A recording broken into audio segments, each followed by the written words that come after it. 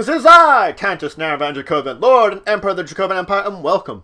Today we're starting a new series. I'm going to be describing some of the alternate campaign settings that existed from Dungeons & Dragons, the AD&D line, where a lot of these came out. And now there has been updated materials for many of them, and I will talk about those updated materials as I go. But I'm really beginning to describe the campaign settings and some of the simple mechanics that existed there without going into too much depth of the actual system itself. I'm not talking about AD&D. I've got a series talking about it. What I'm talking about is one of the campaign settings, describing what it is, what kind of information is important to running it. So most of them are relatively easy to update into your own games. They don't have a lot of work to do it. It's more the setting. But some of them it does require a little more work. I've chosen one of my favorites to start with, Spelljammer. Now, Spelljammer is all about your Dungeons & Dragons adventures in space. It was originally published in 1989 by, of course, TSR, the original company which had the rights to Dungeons & Dragons. It was publishing most of the AD&D material. And it was based around the fact that your normal sword and sorcery characters in Dungeons & Dragons were going to space. It gave an entire space cosmology that allowed for the connection of many of their different other campaign settings, that effectively each one of them was a different solar system that you could travel in between using, of course, a spaceship with a spelljamming helm. In this case, a spelljamming helm allows a spaceship to fly in space, but it also grants them an atmosphere to help keep you breathing and all, and limited gravity to the ship. So there's actually a gravity line in most ships that tells you where up and down kind of switch between them. But before getting into any more details, let's talk a little bit about the history of it. Spelljammer hasn't just been out for AD&D, only the official materials were published for it. Because the fact is, when TSR was going to be assimilated into Wizards, they discontinued the line. Now, there was some unofficial material that was released with the consent of Wizards during 3rd edition in order to support Spelljammer games along with 3rd edition. Wizards didn't really want to work on it at that point in time, so they just let it go. And there was some mentioning of material related to Spelljammer during the era of 4th edition Dungeons & Dragons, which I really haven't talked about at all. But during that time, they did mention spaceships and spelljamming just a little bit of material, wasn't a huge amount. Unfortunately, though, since then, there hasn't been a lot of information at all. There hasn't been any major support for Spelljammer in 5th edition, but with the oncoming of some of the other campaign settings, such as Ravenloft coming back in 5th edition, it doesn't mean that Spelljammer won't also, so we just have to sort of hold our breath to see what comes out.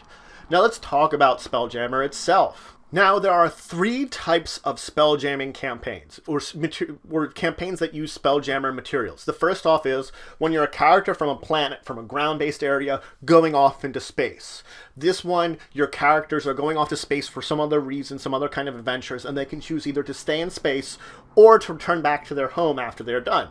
The second is a campaign that is all space-based. There's not a certain planet or a location that the characters are tied to, and it's all about them and their space travel, going on adventures based around that. That is the territory they are exploring. The last one is a campaign based around a planet that just has spelljamming material. All of these are interesting and take on aspects of Spelljammer, though the level of it depends on the adventure you're doing. Ground-based characters might start off an adventure on the ground, get some time in space, and go back down. In your space, it's all the time. If you're on the ground and encountering things, it's just a little bit of taste of it, whether it's like a crash-landing spaceship or something differently. Now, depending on the material, you're going to need to know what your cosmology is, what your planets are doing. If you're using one of the pre-made adventures, Spelljammer provides information on the spheres, the crystal spheres, which is their way of saying the planetary systems of all the major campaign settings they have.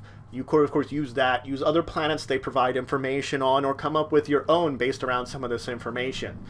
If you are developing an adventure that's based around something like this, I would suggest you keep to very simple planets when you start out with. Don't go very complex. They do list some very complex and interesting planetoids in the spelljamming material that you can use as places to encounter. They aren't really great for starting off, especially if you're starting as a groundling heading out into space, but they are interesting places to visit, more or less. Now, when you are designing your planetary system, and especially your planets, you have a number of questions. You're going to have to give all the details of the type of planet you're having, what kind of elements, terrains, basic information like that. Then you have to move on to talking about your spell jamming or space side. You have to say what kind of level of spell jamming is in the area. This not only tells you the level that they might have in spell jamming technology, but also might tell you how often you might encounter someone in that territory. How often you will encounter either friends or enemies, but other ships in general. Then you have to ask, who is out there spell jamming? What races are there? There are friendly races, and then there are aggressive races that you might not want to mess with. Beholders have spell jamming ships. You might not want to encounter beholders. If you're in a system that's filled with beholders, you're probably going to want to leave. On the other hand, there are more friendly races that you might encounter that you might be able to deal with. The idea is that you do want to have some variety in this so that people aren't just encountering beholders all the time. They're not just constantly beholder, beholder, beholder, beholder. Because that's not going to be fun. Because that's very dangerous and aggressive things you just don't want to deal with all the time. You want a little bit more variety. Now, when your characters head into space, you want them to have some kind of base of operations. The best example is in the box set. I will show you a picture of it here. The Rock of Brawl is an example of a city in space, or a colony in space, which your PCs could use as a base of operation in a certain crystal sphere. That when they're exploring that crystal sphere, they could have it. Or they could just have it in whatever crystal sphere they originally come from and travel to other ones, if it's more of a space-based adventure. But a base of operations is important, even if it's from the ground or space-based operations. Anything when you're involved spelljamming in space, you kind of need a place to call home to return to. And this is just an example of one. You could design your own or figure out another kind of situation that people would call home. But in this way, when you define your planetary system, you do want to name a couple of locations, important asteroids, things like that that might be in space, comets, moons, any kind of area that might be colonizable or have someone in it thanks to spelljamming technology. Now, let's talk again in a brief minute for those adventures on the ground. Now, why would they exist? There's a couple of reasons. People in space do head down to planets. It's not an impossible thing. They do it. There's traders that do it. There are people that just go down there because they have maybe family ties to someone down on a planet. A ship could crash land, and you could deal with the aftermath of that, whether you're helping out someone recover something from it, or you yourself are checking it out. And that is where we get into some of the ways that your ground characters could get to space. There's a massive amount of suggestions for it.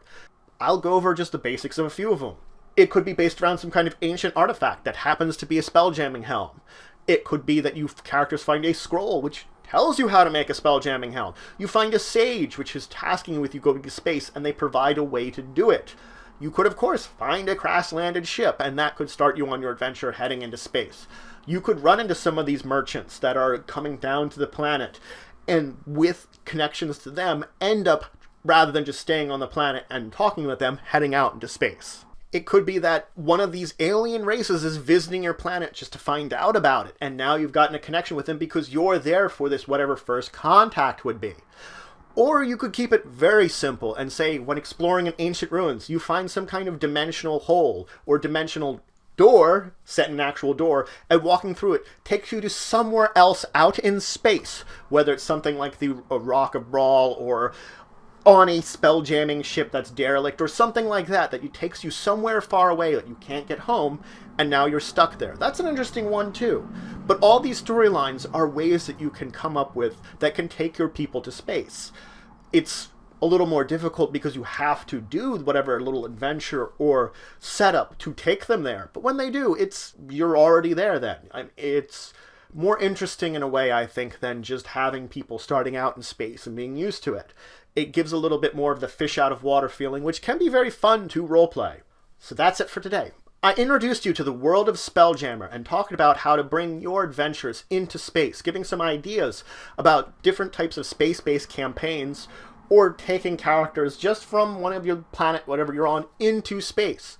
Next time I'm going to talk a little bit more about these adventures in space and talk about what it really means to actually adventure in space. So if you have any questions, comments, anything you want to say, anything I think I left out, please leave in the comments below. Please like, share, and subscribe to support for the channel, the Empire, and the work I do. And until the next time, I bid you farewell.